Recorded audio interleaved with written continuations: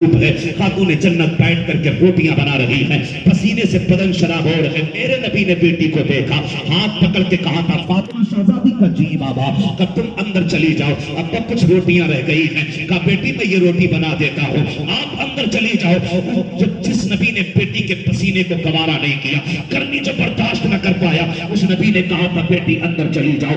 حضور کی شہزادی اٹھی میں اندر چلی جاتی ہے۔ میرے نبی روٹی بنانے کے لیے بیٹھ جاتے ہیں۔ جب روٹیاں بنائی ہے تو کمال کی بات یہ ہے، جتنی روٹیاں خاتون جنت بنا رہی ہیں وہ ساری پکی ہوئی نکلی ہے، اور جتنی روٹیاں میرے نبی نے بنائی ہے وہ ساری کچی نکل کے آئی ہے۔ خاتون جنت پلٹ کے چولہے پہ آئی ہے، روٹیوں کو کچا دیکھا، کہتی ہے بابا بات کیا ہے، جتنی روٹی میں نے بنائی ساری پکی ہوئی ہے، جتنی روٹیاں آپ نے بنائی ہے وہ ساری کچی نکلی ہے۔ میرے نبی نے مسکرا کے کہا تھا فاطمہ دیکھتی نہیں ہو، آٹے تو میرا ہاتھ لگ گیا ہے، اور جسے میرا ہاتھ لگ جائے جہنم کی آگ میں طاقت لگی ہے وہ اسے جلا سکے۔ اے فاطمہ یہ تو دنیا کی آگ ہے، روٹی پکی لگی، اس کو تو کچا ہی نکلنا۔ نعرہ تکبیر، نعرہ رسالت، مسلک اعلیٰ حضرت فیضان واحدی، واحدی دولہ حضرت علامہ مفتی حماد صاحب قبلہ۔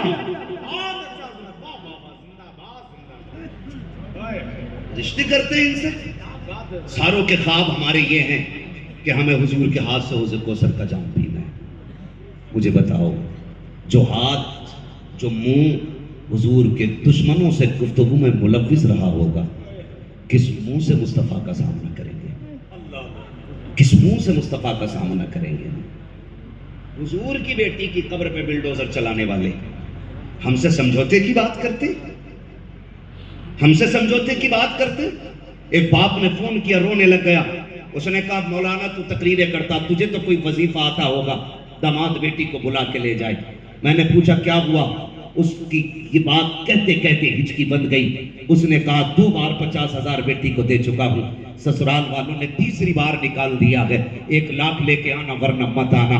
روتے روتے اس نے کہا مشکل سے محنت کر کے بیٹی کو رخصت کیا تھا، کب تک پیٹ بھرا جائے گا؟ میں سوچنے پہ مجبور ہو گیا، اگر تجھے اور مجھے بیٹی اتنی پیاری ہے پھر مدینے والے کو بیٹی کتنی پیاری ہوگی، مصطفیٰ کو اپنی بیٹی سے کتنا پیار ہوگا، خاتون جنت سے آقا کتنا پیار کرتے ہوں گے۔ میں آپ سے پوچھنا چاہتا ہوں، جب اس نبی کی بیٹی کی قبر پہ بلڈوزر چلا ہوگا تو میرے حضور کے جگر پہ کیا گزری ہوگی؟ جب خاتون جنت کی قبر کو مٹی سے دبا کر کے ہموار کیا گیا ہوگا تو میرے نبی کے کلیجے پہ کیا گزری ہوگی؟ حد کر دی کتوں نے، جب نبی کی امی کی قبر کو کھود کے انہوں نے آگ لگائی، جب ان پہ پریشر ڈالا گیا، تم نے نبی کی امی کی قبر حضرت آمینہ کی قبر کیوں کھودی؟ تو انہوں نے یہ کہا کہ وہ جہنمیاں تھی معاذ اللہ۔ میں آپ سے پوچھنا چاہتا ہوں، کوئی تیری میری ماں کی قبر کھود دے، تم حکومتوں سے لڑ جایا کرتے ہو، قبرستان پہ ناجائز قبضہ ہو تو تم قانون کی آنکھوں میں آنکھیں ڈال کے کھڑے ہو جاتے ہو، جب تمہارے قبرستان بانٹے جاتے ہیں یا چھینے جاتے ہیں تم جان کی پرواہ نہیں کرتے ہو۔ یہ تو میرے نبی کی ماں کی قبر ہے،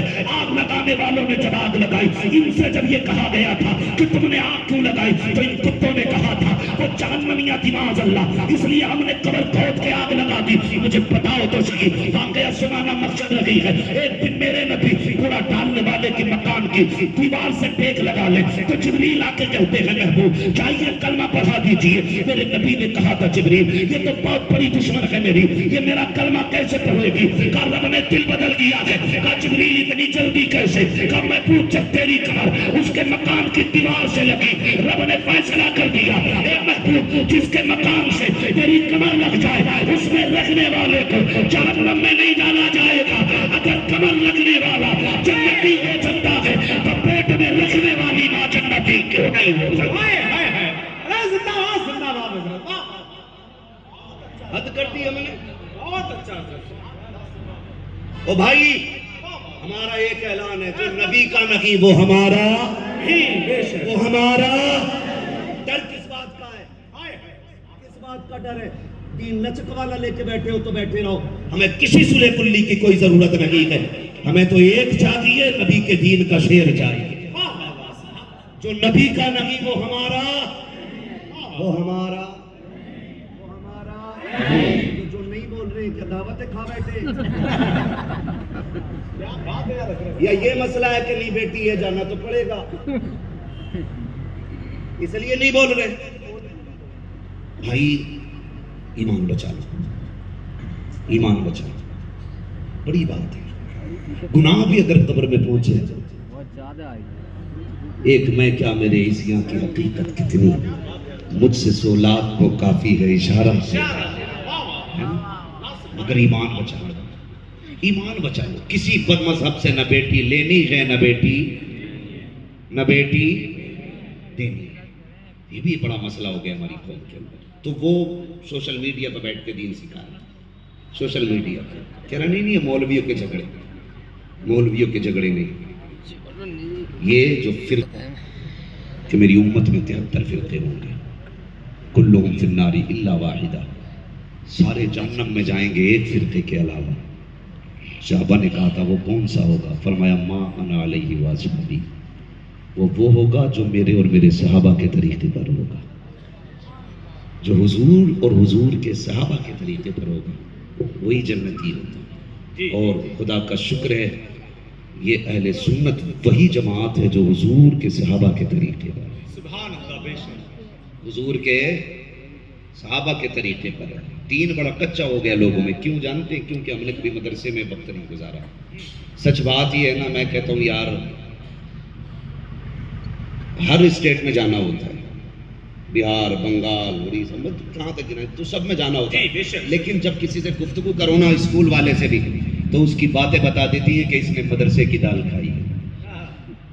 پھر پوچھو نا کہ پڑھے کہاں, 2 سال ہم بھی مدرسے میں رہے تھے.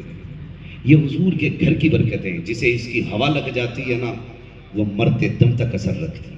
بے شک مرتے دم تک اثر رکھتی ہے. برا نہ مانیے گا, آج ہمارے بچوں کو کتا بلا پڑھانے کے لیے فل پیسہ ہے, فل پیسہ ہے. ہم 7,000 روپے مہینہ گاڑی کا بھی دے سکتے ہیں, 2.5 لاکھ روپے منتھلی سالانہ فیس بھی دے سکتے ہیں, ٹھیک ہے, اور اس کے 24,000 کتابوں کی بھی قیمت جمع کر سکتے ہیں. لیکن بات مدرسے کی آتی ہے. مولانا کہ 100 روپے فیس لے کے آنا, کہتا جی دین پیسوں میں پڑھاؤ گے, دین پیسے میں پڑھاؤ گے, کیوں یہ جو پڑھا رہے ہیں یہ ہوا کھاتے ہیں. اگر امام گندے کپڑے پہن کے, میلے کپڑے پہن کے مصلی پہ آ جائے تو کہتے ہیں سنیچر ہے, گھنونا ہے. تنخواہ بڑھانے کی بات کرے تو اتنے کہاں چل رہے ہیں, کپڑے پیسوں سے دھلتے ہیں جناب. آپ کو پتہ نہ ہو تو سمجھ لو اس میں صابن لگتا ہے. ہم تو یہ چاہتے امام ایسا ہو جو بس ہوا کھا کے جیے اور کپڑے یوں ہلائے اور دھل جائیں, ہمارا کچھ نہیں لگنا چاہیے. اور ابا انتقال کر جائے تو کہہ رہا ذرا تھوڑا جما کے پڑھ دیو قدم شریف, سیدھا ہی بخشا جانا چاہیے. برا نہ ماننا, جائیداد ہم کھائیں, ٹھیکہ بخشوانے کا مولوی کھائیں. ساری میراث پہ قبضہ ہمارا اور بخشوانے کا ٹھیکہ مولوی کا. بڑے خوش ہیں, اللہ کا شکر ہے 4 میلیں ہو گئی, 3 فیکٹریاں ہو گئی اور 12 پلاٹ ہیں. لوگ بھی کہہ رہے بھائی بڑا کر کے گیا, بھائی نسلیں بھانگی. باتیں ملا رہے بیٹھ کے, بھائی وہ کامیابی کی زندگی نہیں جیا جس نے 18 پلاٹ 12 فیکٹریاں لگائی. کامیابی کی زندگی وہ جی کے چلا گیا جو اپنے پیچھے ایک قرآن والا چھوڑ کے گیا. وہ کامیاب زندگی جی گیا جو اپنے پیچھے ایک قرآن کا پیڑ لگا کے چلا گیا, جس نے اپنے پیچھے ایک قرآن والا چھوڑ دیا. ورنہ جانتے ہو ایسے ہی لینے والے ایسے ہی دینے والے. فون کر رہا مولانا قرآن ہے کیا مسئلہ, کہ ابا مر گئے 10واں ہے, کچھ ہو قرآن تو دے دو. کیوں تیرے لیے پڑھے تھے, بچا کے رکھے گا کوئی. میری سمجھ میں باتیں نہیں آتی. حضور پیزا بنا قرآن کے ٹھیک ہے 40 لکھ لے, اسے بھی کہنے میں دیر نہیں لگی, اسے بھی لکھنے میں دیر نہیں لگی. کبھی کبھی ختم شریف ہوتا نا تو جو پڑھا جاتا پڑھا ہی جاتا, اس کے بعد بھی لسٹ آتی ہے 450 قرآن 15 پارے. تو کبھی کبھی لسٹ دیکھ کے سوچتا ہوں یہ 450 قرآن پڑھے کس نے.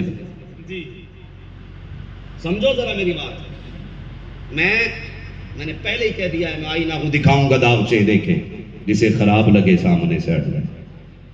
دھوکے میں نہ رہو. آپ کو بھی لگتا ہے, کسی نے کہا ٹھیک ہے میرے 5 قرآن ہیں, یہ دن میں 1 رکو پڑھتا نہیں, اس نے 5 کب پڑھ کے رکھ لیے بھائی, اور اسی نیت سے رکھے تھے کہ کوئی آگا تو اٹھا کے دے دوں گا. کچھ نہیں, تمہاری خوشی کے لیے, بس تمہیں تھوڑی دیر کے لیے راضی کرنا ہے. تھوڑی دیر کے لیے راضی کرنا ہے۔ ایسے ہی چل رہی ہے دھکا پیل گاڑی، گزر کیا رہی ہے یہ قبر والوں سے جا کے پوچھو۔ جی ہم اتنے اندھے ہو گئے، ہماری قوم اتنی اندھی ہے، سال میں 2 بار قبرستان جاتی ہے، شب قدر میں، شب برات میں، اور وہاں بھی پڑھانا کچھ نہیں ہے، قربہ لے کے جائیں گے، قبروں کی صفائی کریں گے، لائٹ لگائیں گے، اگربتیاں لگائیں گے اور سوچیں گے حق ادا کر دیا۔ یہی ہے بس، اتنا چونا پھیر گئے قبروں پہ چونا اوپر سے۔ ابھی ایک قبرستان کے پاس سے گزر ہوا، دیکھا تو پوری سجا، میں خوشبو کا منکر نہیں، لیکن آگ جو تم نے قبر کے اوپر رکھی ہے اس کے لیے محبوب علیہ السلام نے منع فرمایا۔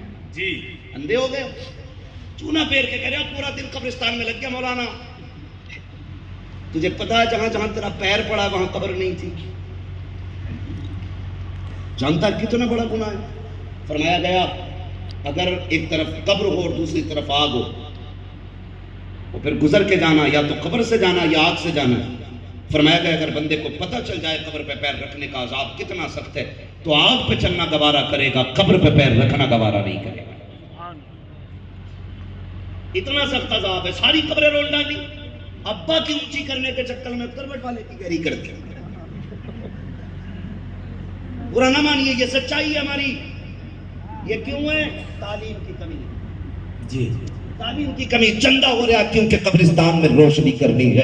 میں جانتا ہوں تم نے ہزاروں کی لائٹ لگائی ہے، 3 جنریٹر قبروں میں، قبروں کے پاس چل رہے ہیں، چاروں طرف بلب لگے ہیں، لوگ آتے ہیں سلام کر کے جا رہے ہیں۔ اور مجھے پتا تو سکی جب تو لائٹ لگا کے جاتا ہے تو نے اندر والے کی بھی آواز سنی، وہ اندر سے چیخ کے کہتا نادان تو نے اگربتی موم بتیاں لگا کر کے یہ اوپر کے اجالے کا انتظام کیا ہے، تھوڑا سا اندر کے اجالے کا بھی انتظام کر کے چلا جاتا۔ تیرے باہر کے بلب سے اندر اجالا نہیں آ رہا ہے، تیری باہر کی اگربتی سے اندر خوشبو نہیں آ رہی ہے، یہ جو تو نے باہر ڈیکوریشن کر رکھا ہے اس سے مجھے کچھ نہیں ملا، مجھے بھی کچھ دے کے چلا جا، اس سے پوچھ تجھے کیا چاہیے تو وہ یہ کہے گا اوپر اگربتی لگائی